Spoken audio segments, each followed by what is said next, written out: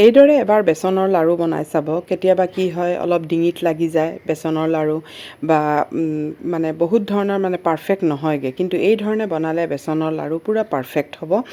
আৰু একেবাৰে মই কম খৰচত সহজভাৱে বনাইছোঁ।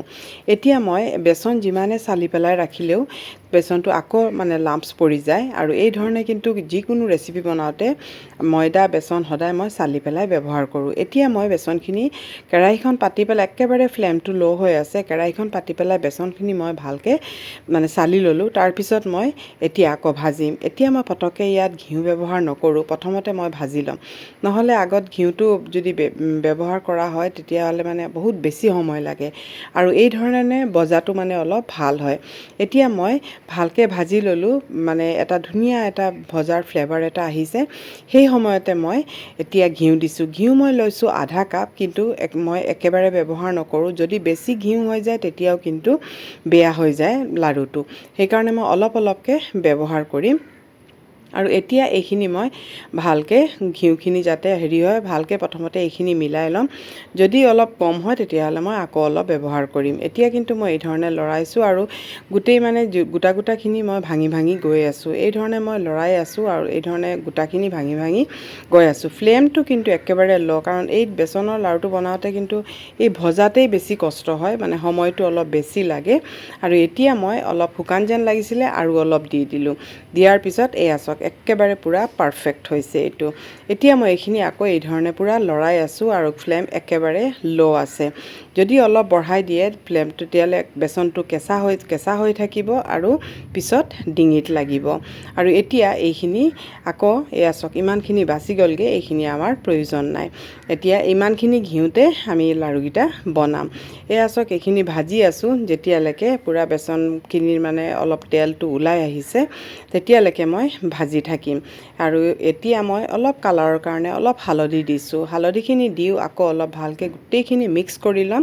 এনেই কালাৰটো আৰু ধুনীয়া হ'বলৈ মই হালধিটো ব্যৱহাৰ কৰিছোঁ। এতিয়া ভালকৈ আকৌ মিক্স কৰি পেলাই এই ধৰণে মই লৰাই থাকিম।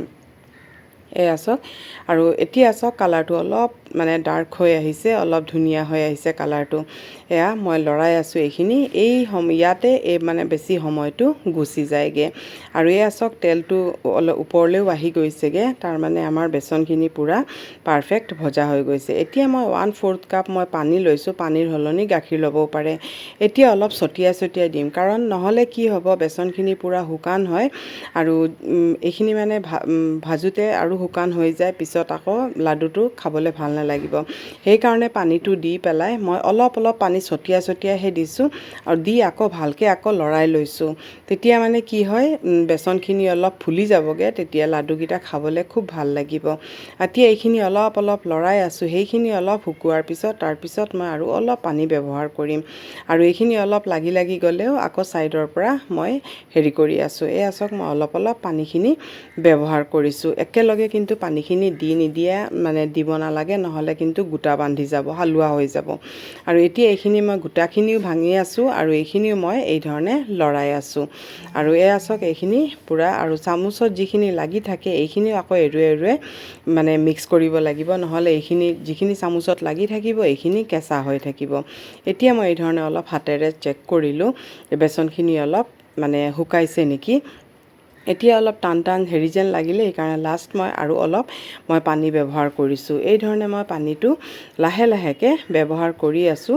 আৰু এতিয়া এয়া চাওক এইখিনি একেলগে কেতিয়াও পানীটো দিব নালাগে। 1/4 কাপ মই পানী লৈছিলোঁ, তাতকৈ 1/4 কাপকৈ অলপ বেছি আধা পানী বাচি গ'লগৈ, কম আধা পানী ইয়াত মই ব্যৱহাৰ কৰিলোঁ। আৰু এতিয়া চাওক গুটিকেইটাও মই পূৰা ভাঙি আছোঁ গোটাকেইটা। আৰু এতিয়া এইখিনি কিন্তু ভাঙি থাকিব লাগিব, নহ'লে কিন্তু ভজাটো ভাল নহ'ব। আৰু এটা কথা, বেচন মানে হেৰি কৰোঁতে যিটো মোটা বেচন হয়, এটা অলপ মোটা বেচন থাকে আৰু এটা মিহি। মই কিন্তু মিহি বেচন দি বনাইছোঁ, কাৰণ মোটা বেচনটো নাছিলে। একচুৱেলি বেচনৰ লাডু সদায় মোটা বেচনটোৱে বনাব লাগে আৰু অলপ চুজি মিক্স কৰি দিলে তেতিয়া আৰু ভাল হয়। মই আজি একো মিক্স কৰা নাই, অকল বেচনৰ দিহে লাড়ুটো বনাইছোঁ, কিন্তু তেতিয়াও বহুত পাৰফেক্ট হৈছে। আৰু এতিয়া এইখিনি এখন প্লেটত দি পেলাই থৈ দিম, কাৰণ বেছি গৰমত আমি যদি বুঢ়া তাগাৰ মিলাওঁ তেতিয়াহ'লে কিন্তু মেল্ট হৈ যাব। সেইকাৰণে যেতিয়া হাতেৰে অলপ, কিন্তু ঠাণ্ডাও হ'ব নালাগিব, নহ'লে লাডুকেইটা বান্ধ নাখাব। হাতেৰে যাতে অলপ ভালকৈ চুব পাৰি সেই পৰ্যায়লৈকে হ'ব লাগিব। ইয়াত মই অলপ আলমণ্ড দিছোঁ আৰু অলপ ইলাচি দিছোঁ আৰু অলপ মই জায়ফল এটুকুৰা অলপ ৰুকি পেলাই দিছোঁ, অলপ দিছোঁ। আৰু ইয়াত মই যি তাগাৰ বনাইছিলোঁ, তাগাৰৰ ৰেচিপিটো অলৰেডি দিয়া আছে। আৰু এতিয়া এইটো মই একাপতকৈ কম লৈছোঁ, কিন্তু মই অলপকৈ ব্যৱহাৰ কৰিম। এতিয়া তাগাৰখিনি দি পেলাই মই এই ধৰণে পূৰা মিক্স কৰি যাম। এইখিনি কিন্তু গৰমে আছে, কিন্তু ইমান গৰম নহয়, হাতেৰে আৰামত চুব পাৰি। খালি খিয়াল ৰাখিব, বেছি গৰমো হ'ব নালাগে আৰু ঠাণ্ডাও হ'ব নালাগে। ঠাণ্ডা হ'লে পিছত আকৌ লাডুকেইটা বান্ধ নাখাব।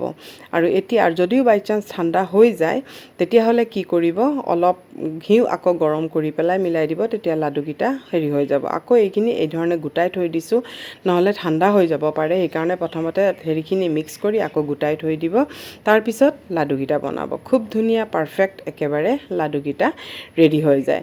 যিমান পাৰে সিমান মোটা বেচনটো দি বনাবলৈ চেষ্টা কৰিব। একচুৱেলি বেচনৰ লাডুটো মোটা বেচন দি বেছিহে ভাল হয়। মোৰ ওচৰত নাছিলে, সেইকাৰণে মই নৰ্মেল বেচনটো যিটো আমি ব্যৱহাৰ কৰোঁ সেইটো দিও বনাইছোঁ, তেতিয়াও কিন্তু পাৰফেক্ট হৈছে। যদি ভাল লাগিছে লাইক আৰু শ্বেয়াৰ কৰি দিব।